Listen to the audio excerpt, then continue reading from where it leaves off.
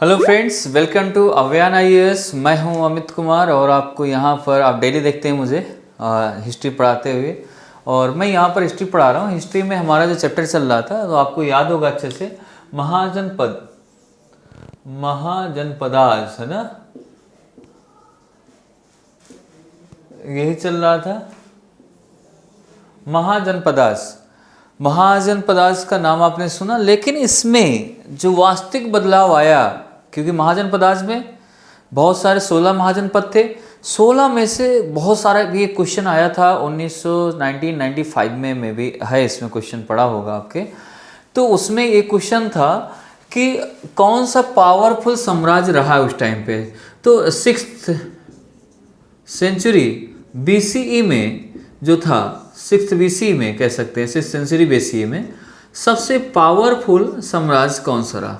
हम बड़ा गलत करते हैं और जो बुक वाले छापते भी हैं ना आंसर, वो भी गलत है। उसमें लिखा था मगध सबसे पावरफुल। आपके भी दिमाग में आओगे, सर ये भी तो हमें भी तो पता था कि मगध ही होता है, और आप भी मगध वो किताब वाले लिखें तो उसमें गलत क्या है, ये गलत है। उसने कहा था स्टार्टिंग में विच महाजनपदास वॉज इनिशियली पावरफुल, ये कहा जा रहा है।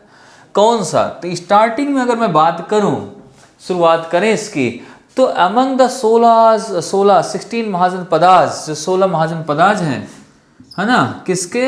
इन सभी में अमंग द 16 महाजनपदास में काशी वॉज, ध्यान समझना, was initially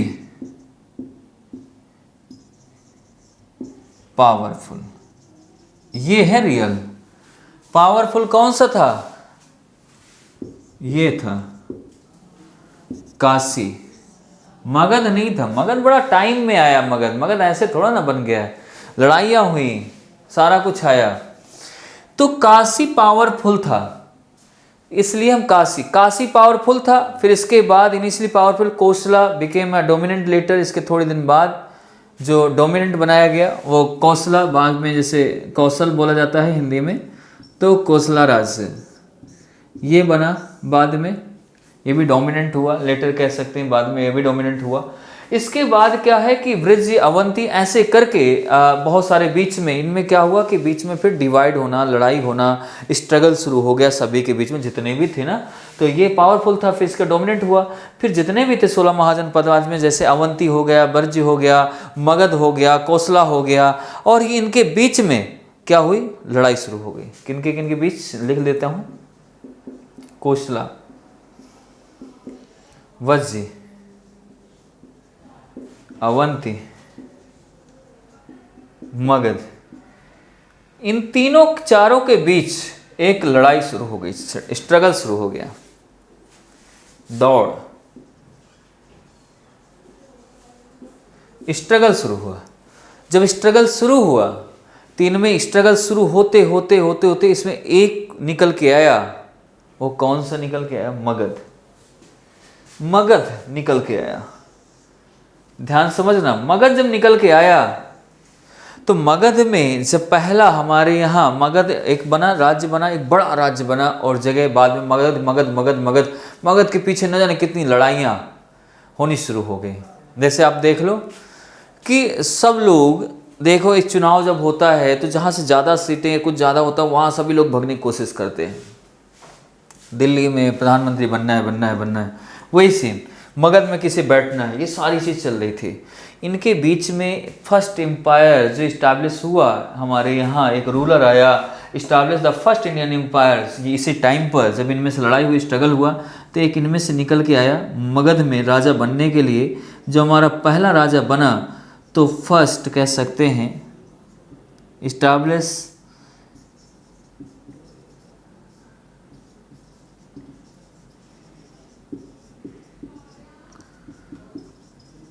first empire, first Indian empire कह सकते हैं, भारतीय। Who was that? कौन था वो था बिम्बिसारा। कौन था? बिम्बिसारा। ये फर्स्ट एम्पायर किस वंश का था? हर्यंका डायनेस्टी।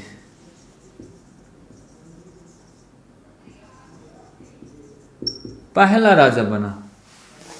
राजा बनते ही इसने क्या, लड़ाई तो जान ही गया, लड़ाई तो होनी है, लड़ाई से तो लेना लेना है, लेकिन इसे दिमाग लगाया एक, इसने क्या दिमाग लगाया, इसने दिमाग लगाया कि अगर यार हम किसी राजा की लड़की से शादी कर लें तो वो हमसे बोलेगा भी नहीं, हमारा साथ भी देगा, दहेज तो मिलेगा ही मिलेगा। इसने क्या किया, मैट्रिमोनियल अलियांस,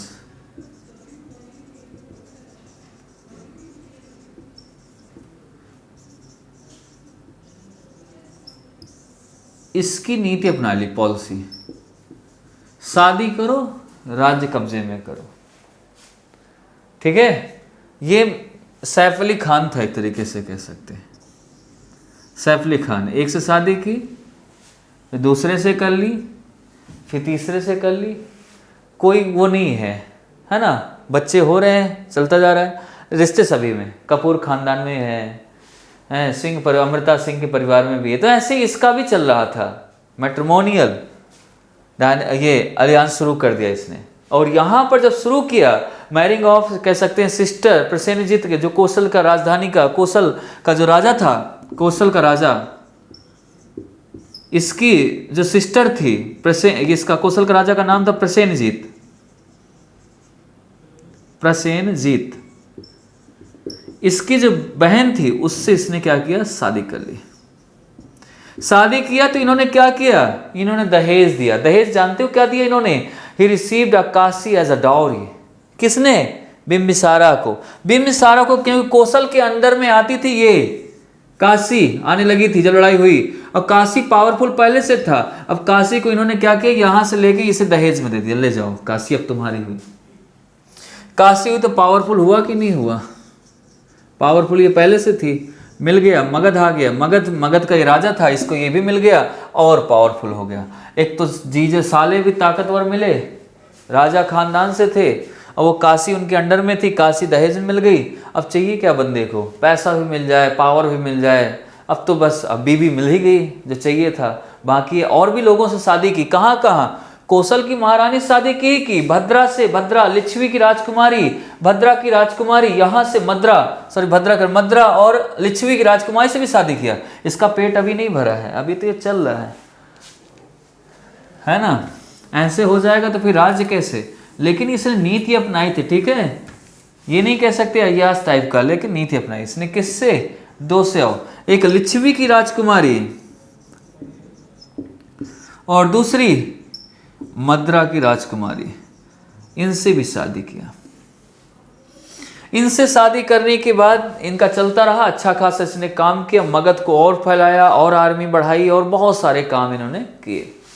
फिर इनका बेटा आया अजातशत्रु, तब तक अजातशत्रु काफी बड़ा हो गया था। अजातशत्रु इन्हीं का लड़का है अजातशत्रु।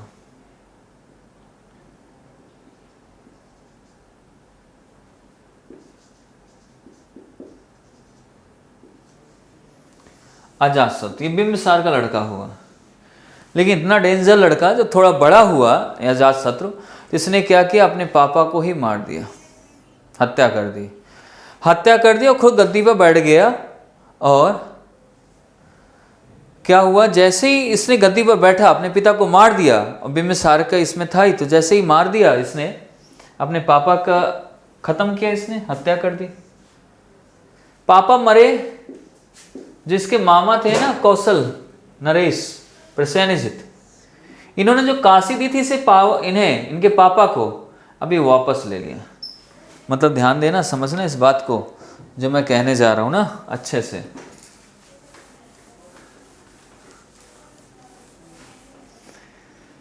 अजातशत्रु हुआ, ये बिंबिसारा है, ध्यान से समझना। ये इनके मामा है प्रसेनजीत।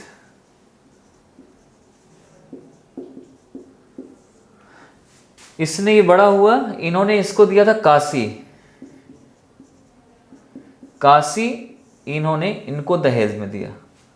इनकी बीवी कौन थी यहां पर, यहां की प्रसेनजीत की सिस्टर, इसकी वाइफ। रीजनिंग का सवाल बनता जा रहा है। जैसे ही इसने अपने पापा को मारा, खत्म, किल्ड हिम, किल किया। वैसे प्रसेनजित ने क्या किया, काशी को टुक बैक, वापस ले लिया, वापस लिया तो इसने कहा मामा मैं तुम्हें छोड़ूंगा थोड़ा ना, जब बाप को मार सकता हूं तुम कैसे नहीं बचोगे, लड़ाई कर ली इससे लड़ाई की, इसे भी हरा दिया। ही डिफीटेड प्रसेनजित को हराया और फिर कब्जा कर लिया। प्रसेनजित हार गए भांजे से अपने। इसके साथ साथ इन्होंने और लिच्छवी में भी लड़ाई की, क्योंकि लिच्छवी में भी मामा ही थे इसके, क्योंकि वहां भी तो इसके पिताजी की शादी थी। मल्ल के राजा, वहां भी दोनों जगह इन्होंने लड़ाई की, वहां भी वो जीत गए। सभी की जगह जीतता चला गया। लेकिन कहते हैं ना जैसी करनी वैसे भरनी। फिर इनका लड़का हुआ एक उदयन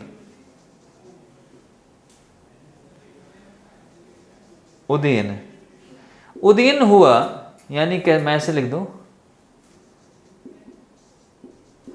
उदयन ने अपने बाप की हत्या कर दी। इसलिए इसे कभी कभी कहा जाता है पितृ हत्यात्मक वंश बोला जाता है, हत्यात्मक वंश, क्योंकि इसने अपने बाप को मारा, इसने अपने बाप को मार दिया।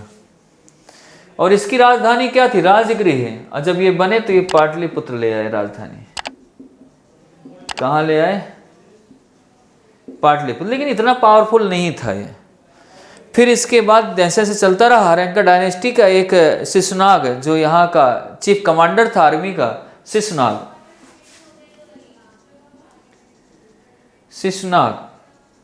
यहाँ का क्या था, commander, chief commander of the army. इसने last ruler of the Haryanka dynasty, जो इसका लास्ट रूलर था, उसको इन्होंने क्या किया, हरा दिया, मार दिया, जान से मार दिया। मारने के बाद इन्होंने खुद अपना शासन शुरू कर दिया। किसने, शिशुनाग ने। और इन्होंने लगभग 50 साल तक शासन किया।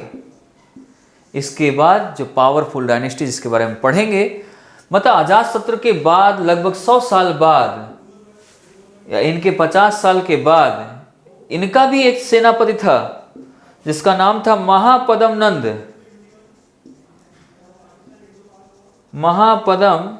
Nanda. He was the chief commander of the army, कह सकते हैं किसकी आर्मी का, of Shishunaga. And he also killed him, last ruler of the Shishunaga, कह सकते हैं उसको मारा। एंड ही थ्रोन, कह सकते हैं वहां पर ले लिया, सक्सीडेड, वहां पर सक्सीड करने लगे, राजा बन गए वहां के। और इसके बाद क्या हुआ, महापद्म नंद, यानी नंदा वंश का जो वास्तविक राजा माना जाता है भारत का, वो नंदा वंश स्टार्ट हुआ। अजातशत्रु के 100 साल बाद एक ऐसा राजा जो फुल पावर में आया, पावर के साथ, पैसा धन पावर सब था, नंदा डायनेस्टी आई। नंदा डायनेस्टी के फाउंडर कौन थे, महापद्म नंद। और इसकी खास ये थी, महापद्म नंदा, इसकी खासियत ये थी कि पावर में रहने का, क्योंकि इसके बेटे थे 8, कितने थे, 8 सन थे। ये सभी मिलकर इन्हें कहा जाता था नवा नंदा बोला जाता था, या 9 नंदा भी बोला जाता था। ये इन्हें का नाम दिया जाता था। इसके पास पावर ये थी, जहां पर 9 लोग खड़े, अब पीछे आर्मी, तो वो तो जीतना है। तो ये चीजें इनकी थी। तो अब हम बाकी की चीजें, जो नंदा डायनेस्टी है मगध के ही बारे में, 16 महाजनपद में, तो नंदा डायनेस्टी को हम और भी डिटेल में पढ़ेंगे नेक्स्ट क्लास में। तब तक के लिए धन्यवाद। देखेंगे कैसे लोग थे, कितने पावरफुल, कैसा इन्होंने काम किया। मज़ा आने वाला है कल के क्लास में, तो हम फिर देखेंगे। तब तक के लिए धन्यवाद। सुरक्षित रहें, पढ़ते रहें, ठीक है। Okay guys, thank you.